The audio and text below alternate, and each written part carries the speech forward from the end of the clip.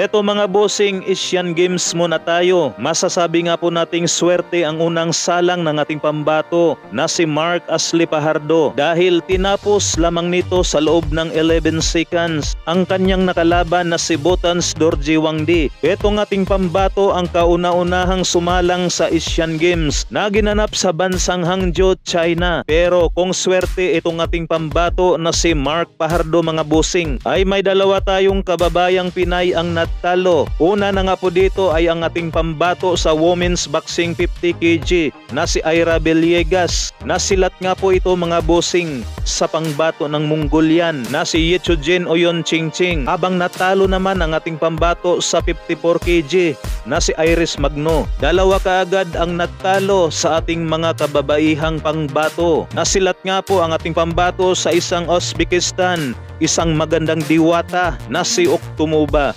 Buti na lamang mga bossing ay nakabawi ang isa pa nating pambato na si Yomer Marshall, kung saan ay pinaluhod nga po ang kanyang nakalaban na isang Mongolian na si Gan Sorog.